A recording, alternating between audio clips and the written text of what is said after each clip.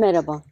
2 yıl önce eril enerjiyi anlattığım bu videoyu yazarken araya giren sayısız öncelik sonucu bu sene Bakış Toksik Maskülen isimli videoyu yazarken önce eril enerjiyi anlatmalıyım dedim ve yine başa döndüm. Konu eril enerjiye geldiğinde sayısız kaynak var. İşleri hiç karmaşıklaştırmadan eril enerjinin yapısını, enerji olarak dokusunu, hissini size aktarmaya çalışacağım. Amacım kitabi bilgi ile zihninize çalışmak değil, amacım sezgisel bilgi ile hislerinize ve sezgilerinize eril enerjinin nasıl bir his olduğunu hissettirmek. Çünkü ancak hissettiğinizde bilgi oturur ve sizin olur. Tam da bu yüzden içinize sormayı es geçip cevapları hep dışarıda, yeni bir workshopta, yeni bir eğitimde, yeni bir rehberde aramanız. Neyse ki bu videodan sonra eril enerji ile ilgili belki de kelimelere bile dökemeyeceğiniz bir içsel biliş ile hareket ediyor olacaksınız. En azından çoğunuz diyelim.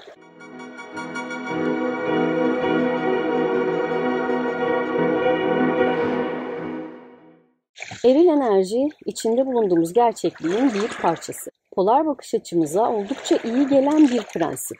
7 hermetik yasadan biri, hatta evrenin başlangıcına dair uzanan varoluşun bir hali. Dişil enerji ile birlikte bu evreni var eden gücün birbirinden çok farklı iki prensibinden biri. Evrensel bilincin, o diye tabir etmeye çalıştığımız gücün, yaratım kaynağının, henüz yaratım yokken, saf evrensel bilinç içinde, potansiyel halde bekleyen ışığının kaynağı. Niçin iyice karmaşıklaştırmayacağım dedin.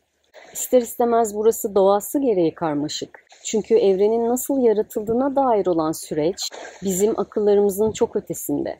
Sadece bu konuyu ele aldığım bir video çekeceğim ama şimdilik gölge ve karanlık prensipleri dahilinde daha fazla detaya ulaşmak isteyenler Evrensel Karanlık adlı videomu izleyebilir.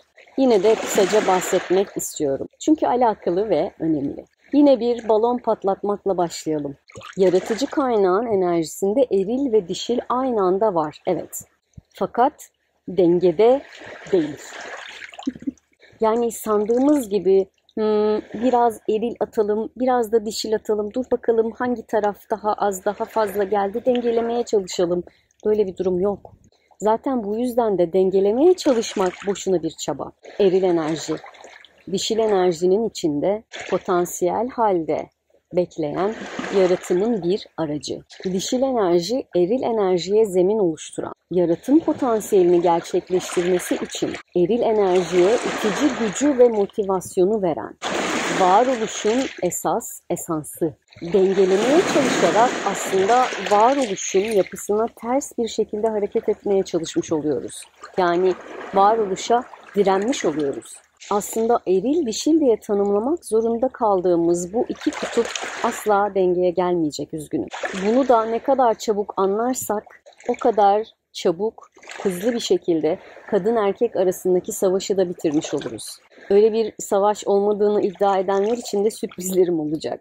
Çünkü gerçekler belki bazen fani gözlere görünemediğinden dolayı inkar edilebiliyor ama enerji asla yalan söylemiyor. Asla inkar edilemiyor. Neyse ki. Eril dişil enerjileri dengelemek değil de nasıl yaklaşmak gerektiğini başka bir videoda konuşacağız. Ve tabii ki de ihtiyaç olan şey denge değil, entegrasyon diyeceğim. Ama eril enerjiden de önce evrensel cinsiyet prensibinden biraz bahsedelim. Aslında birçoklarınızın tahmin edebileceği üzere enerjinin erili dişili yok. Enerji.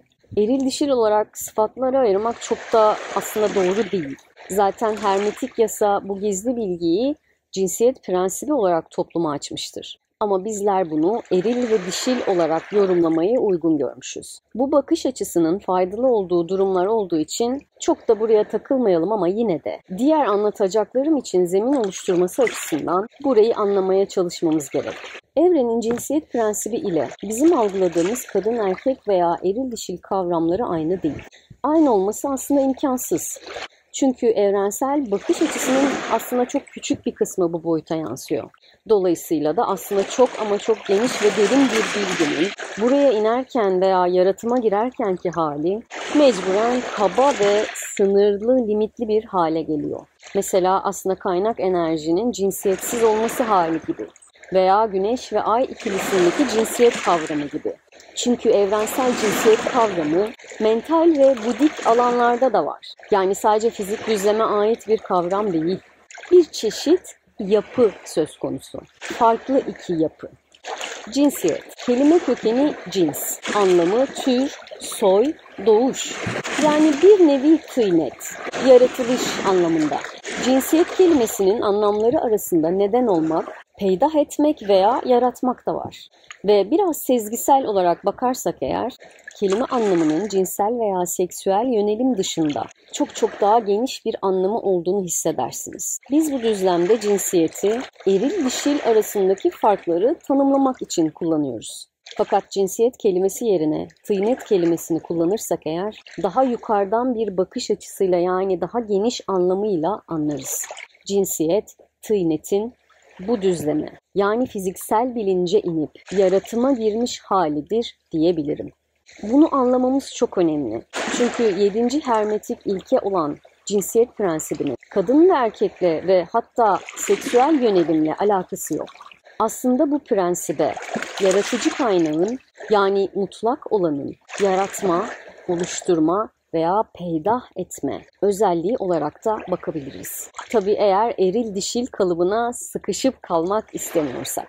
Cinsiyet prensibine daha geniş bir açıdan evrenin oluşturma prensibi olarak bakabilirsek, aslında bunun fiziksel düzlemde, nerelerde, ne şekilde yaratımda olduğunu da görebiliriz. Çünkü yaratım dediğimiz şey zaten bu düzlemin, bu fiziksel düzlemin en elle tutulur, gözle görülür gerçeğidir. Tüm fiziksel düzlemin gerçeği arasına sızmış olan bu prensibin, iki farklı elementin entegrasyonla bir araya getirip yeniden yarattığı her şeyde de gizli olduğunu görebiliriz.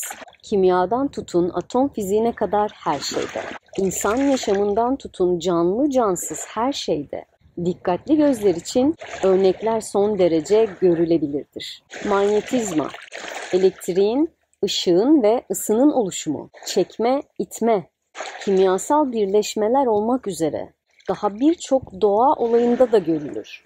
Ayrıca baktığımızda burada bana göre en önemli evrensel gerçeklerden başı çeken bir gerçek de yatar. Evrende her şeyin entegrasyona, yani bir çeşit tamamlanmaya, birleşip yeni bir varlık, yeni bir enerji oluşturmaya meyletmesi gerçeği. Çünkü parçalanma bu evrenin varsayılan hali değildir. Tamlık bu evrenin varsayılan halidir. Her neyse. Bu konunun yani iki farklı prensibin, iki farklı cinsiyetin entegre olup yeni bir cinsiyet oluşturmasına en iyi örnek, en bilimsel olması bakımından atomun oluşumudur. Proton ve elektronların, negatif ve pozitifin, maskülen ve feminenin yaratıma sokma özellikleri nedeniyle oluşturdukları atom. Yani en temel madde. Yani maddeleşmenin fizikseldeki en küçük yapı taşı.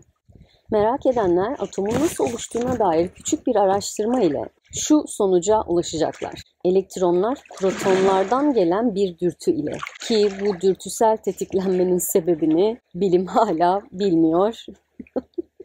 Protonlara tepki vermeye başlar ve protonların etrafını kaplar. Bunun sonucunda yapısal olarak değişime uğramaya başlayıp atomu kendi içinden doğurur. Yani önceden bilimin kabul ettiği gibi değil, doğru duydunuz. Metafizikte elektronlar feminen enerjidir ve negatif olandır. Yani sözün özü, cinsiyet prensibi olarak üzerinden çokça vazifeler çıkarıp farklı şekillerde anladığımız bu prensip, bu kadar dar bir bakış açısıyla çalıştırılamaz. Her şeyin içinde maskülen ve feminen enerji vardır diye daraltmak yerine başlangıç için her şeyin içinde yaratım gücü vardır olarak genişletmekte fayda görüyorum. Yaratım, eril ve dişil enerjiyle sınırlandırılamayacak kadar karışık bir süreçtir. Videonun geri kalanında mecburen eril enerji diye bahsedeceğim. Ağzımız böyle alıştı fakat tekrar ediyorum. Buna eril taraf, eril tıynet, eril ilke, eril görev, eril güç, eril yaratım vesaire demek daha doğru, fakat kolaylık bakımından eril enerji demeye devam edeceğiz.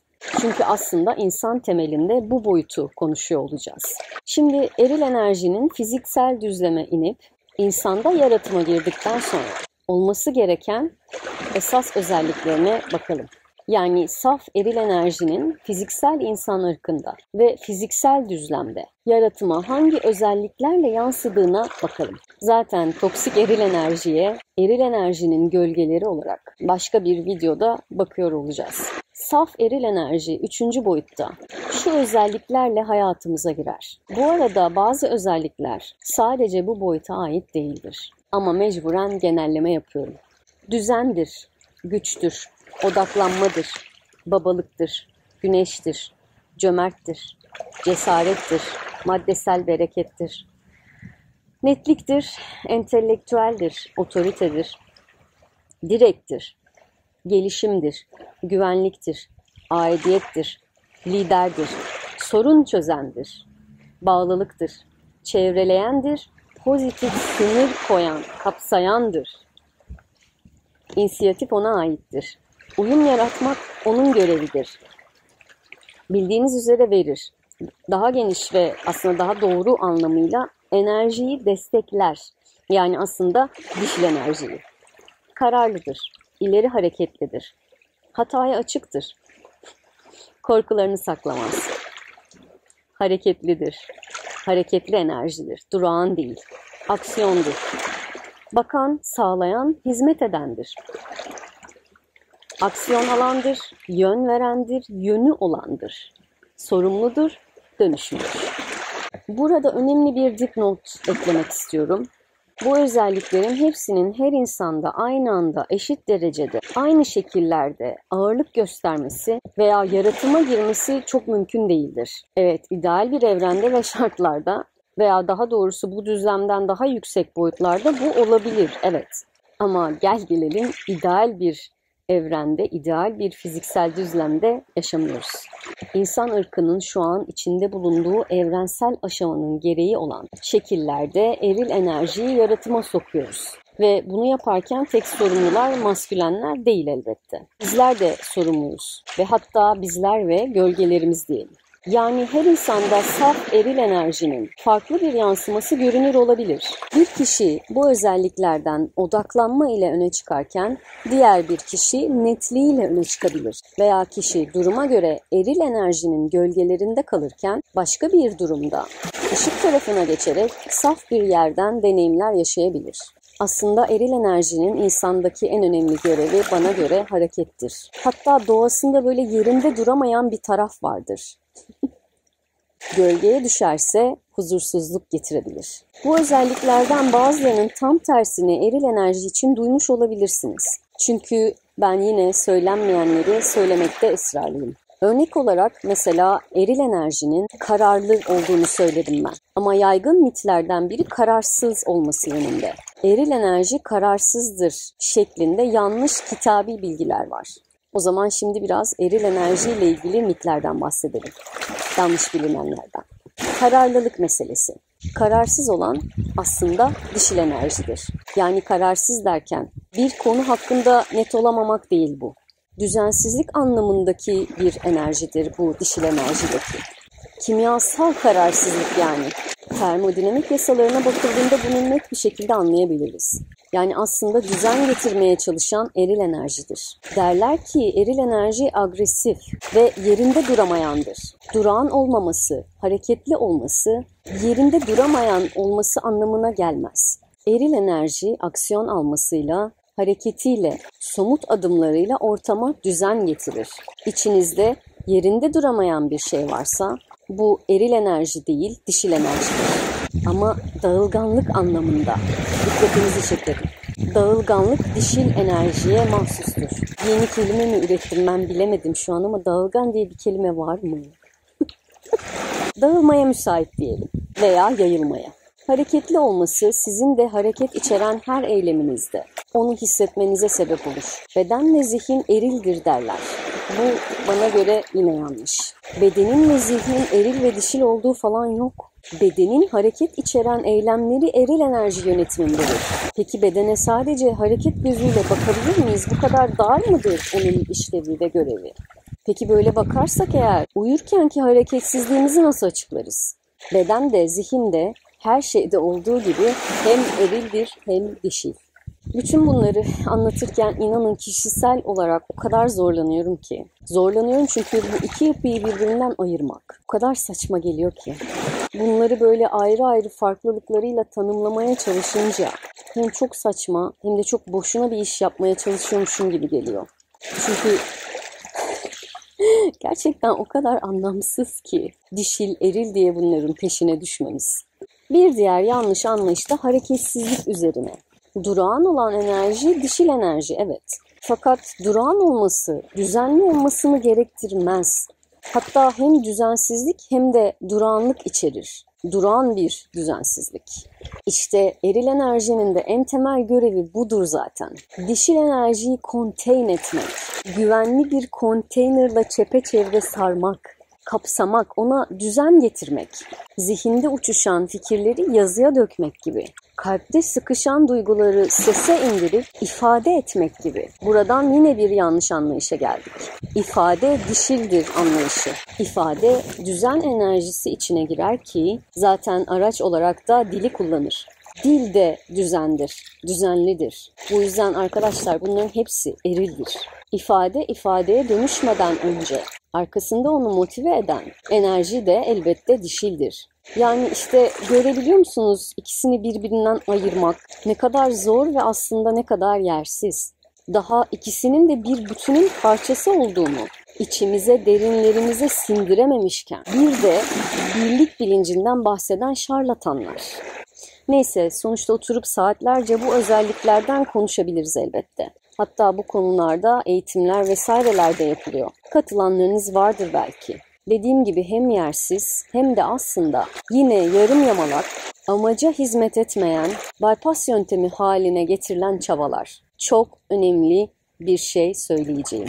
Eril dişil enerjinin neden azaldığına veya çoğaldığına, yani daha doğru tabirle gölge tarafına geçiş yaptığımızla ilgilenmiyoruz, hiç ilgilenmiyoruz. Neden peki? Neden buradayım? Neden bu sonuçla yüz yüzeyim diyemiyoruz?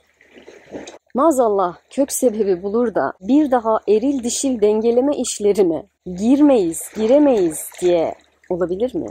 Bunlarla vakit harcamak, oyalanmak yerine arkadaşlar yine sebeple değil de sonuçla yani semptomla ilgilenip semptomu yatıştırmaya yönelik çalışmalar yapmaya çalışıyoruz. İçimizdeki eril dişil dengesizleşti ise ki gerçekten böyle bir şey varsa bu sadece bir semptomdur. Semptomu yok etmeye çalışmak, dipteki sebebe bakmadan size verilen bir kişisel gerçek biletini elinizin tersiyle itmektir. Bir sürü özellik saydım. Bunların her biri için ayrı birer video çekebilirim.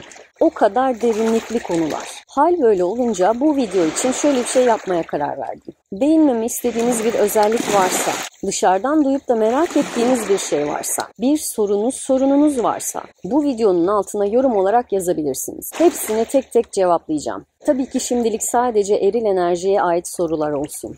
Dişil enerji için de aynı şeyi kendi videosunun altında yapacağız. Sona gelmeye çalışırken bu noktada şunu belirtmek istiyorum. Çok ama çok yalın bir ayrım var aralarında. Ve bunu kavrayabildiğimiz zaman fazla kelimeye ihtiyaç da kalmayacak. Çünkü aslında bütün tanımlar bu tek tanımın içinde eriyecek. Feminen yönsüzdür, yayılmacıdır. Her yöne gidebilir, gider de. Bu yüzden maskülenin ona yön vermesi gerekir. Yumurta ve sperme bakın. Biri yayılmacı geniş bir alan sunar, kendi içinde potansiyel halde düzeni bekletir. Diğeri direkt hareketle dümdüz hedefe doğru ilerler. Feminen akar, maskülen kapsar. Feminen su gibidir. Bir şeyin onu kapsamasını ve bir şekle sokmasını bekler. İçinde beklettiği sayısız potansiyellerden birinin alınıp bir düzene sokulup bu potansiyelin yaratıma girmesini bekler. Bunun için de maskülene ihtiyaç duyar. Aslında bir nevi feminen enerjidir, maskülen madde. Feminen, masküleni içinden doğurur. Tıpkı hiçbir fiziksel etki olmadan Meryem Ana'nın İsa'yı doğurması gibi. Feminen potansiyeldir. Maskülen bu potansiyelin yaratıma girmesine aracılık edendir. Yani yaratım aslında teknik olarak feminene ait değil, maskülene aittir. Çünkü yaratım süreci maddedir. Bir nevi potansiyelin vücut bulması halidir. Materyale dönüşmesidir. Yaratıma giren her şey maddeye inmiş demektir. Hadi bakalım nasıl yapalım, ne edelim de bu ikisini birbirinden farklı görelim. Sizi bilmem ama bana çok zor geliyor bu. Son olarak feminen enerjiyi, kadın bedeninde yaşayan gururlu bir feminen olarak diyorum ki, işte bu yüzdendir ki kadın çok yönlü düşünebilir. Çünkü yönsüzlük aynı anda bütün yönlerde olabilmeyi gerektirir. Ve bu yüzdendir ki kadın aynı anda 10 şeyi birden yapar, düşünür, hisseder. Tabii düzensiz olan potansiyelini aynı anda 10 şeyi birden yaratıma sokmak için kullanabilmesi için de eril enerjisinin aktif şekilde devrede olması gerekir. Ve bilin bakalım, bu kadın devamlı suretle eril enerjisini baskın olarak kullanırsa ne olur? Nur topu gibi cinsiyet rollerinin tersine döndüğü bir toplum olur. Eril enerjinin kendi yaratım potansiyelinin farkına vardığı, inisiyatif ve aksiyon aldığı günlerin geri dönmesi, bir an önce geri dönmesi dileklerimle bu videoyu bitiriyorum. Ve buradan hareketle eril enerjisini doğru kullanamayan masküleni konuştuğum Toksik Maskülen adlı videoya geçiyorum. Orada görüşürüz. Hoşça kalın.